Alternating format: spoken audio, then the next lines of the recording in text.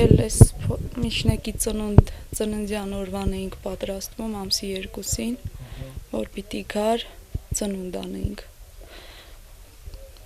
Աղջիկս չէր թողում, որ թխվածքը կտրենք, ասում էր թողեք մնա, պապաս գա, իրա հետ մոմերը փչեմ, չստացվեց։ Հայրն այդպես էլ չեկավ։ Ապրիլյան քառորյա պատերազմում Թալիշում սկիզբ առած կռիվների ժամանակ Հարութ Աբրահամյանը զոհվեց, կնոջը տված վերջին գալու խոստումն էլ չկատարեց։ Հարութից մնացած ամենաթարմ հիշողությունն այս նկարն է։ Այս նկարը արդեն կես ժամ էր մնում, որ պետքա գնար սահման, հագնվեց, ասցի արի աղջիկեքի հետ նստի, աղջիկներիդ հետ նկարը։ Նստեց, նկարվեց ու գնաց։ Այս վերջի նկարն է։ Հարութի 3 փոքրիկները մինչև այսօր սպասում են հայրիկին։ Միջնակ աղջիկը լիմոնադ, մանդարին ու նարինջ է ուզել, բայց դեռ ուզածը չի ստացել։ Ասում է պապաս դեռ չի եկել։ Ասել եմ, որ հետո գաս մի հատիկ սոկ ու մի հատիկ մանդարին ու ապելսին։ Մեկ էլ լիմոնադ։ Ապրիլի 2-ի գիշերը, երբ թշնամին հարձակվեց, Հարութը մյուսներին հետ ուղարկեց։ Ասում են անօթաչուներին տեսել էր, նկարելու պրոցեսը զգացել։ Ովքեր Հարութին լսեցին ու հետ փախան, կենթանի մնացին, ով նրա հետ մնաց, նահատակվեց։ Բեսպիլոտնիկները, որ թռնելուց են եղել, նկարահանելուց են եղել, ինքը տեսել է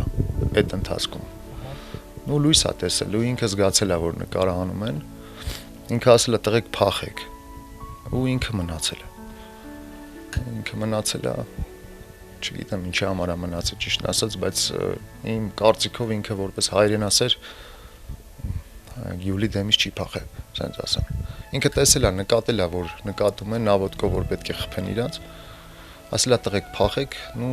որոշ տղամարդիկ հետ են նահանջել, ինքը մնացել է իր ընկերների հետ, ու մի քանի հոգով զոհվել են։ Նույն օրն ենք իմացել Հարութի զոհվելու մասին։ Կոնկրետ տվյալները իր այդ զոհվող մի հատ ընկեր ունի, մանկության ընկերա, որպես լավ նորից կռվող, նորից հերոս, իր եղբորից ենք մենք ճշտել այդ ամեն ինչը, անձամբ որ ընդեր ներկա եղել, իրանց ենք ճշտել, ինքն է ասել, տեսել է ոնց է եղել այդ ամեն ինչը, դե, մի 40-50 մետր է հեռու եղել, տեսել է ոնց է անգել, այդ ամեն ինչը ոնց է ստացվել, մի 2 ժամուկես չի կարողացել գնա բերի, ասենք, կարկոտի նման լծրել են էլի, գրադը լծրել է, մի 2 ժամուկես, դրանց հետո նոր կարողացել են գնան բերել, իր եղբորն էլ Հարութին էլ, իրանց ենք ճշտել հիմնականում։ Մարտի 15-ն այս ընտանիքում ամենաերջանիկ օրերից մեկն է այսուհետ։ Հարութիկինը պատմում է, որ հենց այդ օրն են վերջին անգամ տեսել իրեն զինվորին, եկել էր տուն համազգեստ հագներ, փոքրիկներին էլ մի քիչ սիրեր ու դիրքեր բարձանար։ Վերջին անգամ մարտի 15-ին, սմենափոխի օրը, որ գնում էր Սար, այդ ժամանակ եմ տեսել, բայց որ լսել ենք, մեր գյուղի գյուղապետ եկավ ասեց, այդ ժամանակ իմացանք, որ էլ չկա, ինձ խաբեցին, ասցին վիրավորա ոտից, բերում են ուղակի, բայց դե հետո որ շատ հարցրեցի, ասցին ինչ ա եղել, ասեցին, որ էլ չկա, մահացել է։ Հարութի հայրը նույնպես պայմանագրային զինվորական է եղել, երբ տարիքը հասել է, թոշակի է անցել, էստաֆետը Հարութին փոխանցել։ Այսօր հորը բան չի մնում անել, քան նայել տղայի պատից կախված նկարին ու հպարտանալ նրա քաջությամբ։ Ես որ թոշակի անցա, իմ թոշակից հետո ինքը մտավ ծառայության։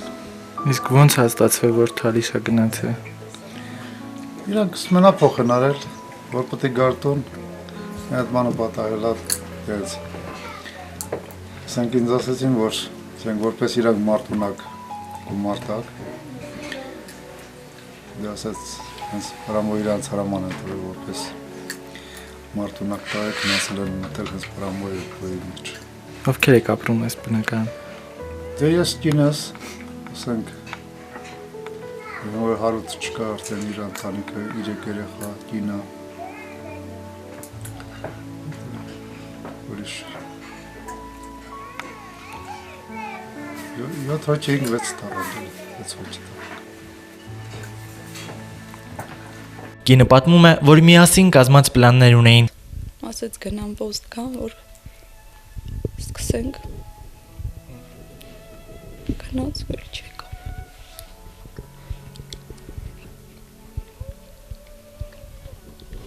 Ուզում էինք իջներ post-ից այդ գնայինք Երևան ապառիկ տան համար։ Զարնարան, հեռուստացույց, սեղան, աթոռ չունեինք։ Պիտի գնայինք ապառիկ վերցնեինք։ Խոսացել էր ստե երաշխավոր բան, որ այդանք կանգնեն վերցնենք։ Անհամբեր սպասում էինք, որ գար գնայինք։ Աբրահամյանների ընտանիքն այսօր ապրում է անբարեկարգ տանն ու անբարենպաստ պայմաններում։ Ընտանիքը ապրում է Թուրքից մնացած խալխլված տանը, կենցաղային տարրական պայմաններից զուրկ։ Օգնություն կուզենայի, եթե հնարավոր էր քաղաքին տուն կուզեի ես, որովհետև այս Թուրքի սարքած տունը ինձ շատ ճնշում է։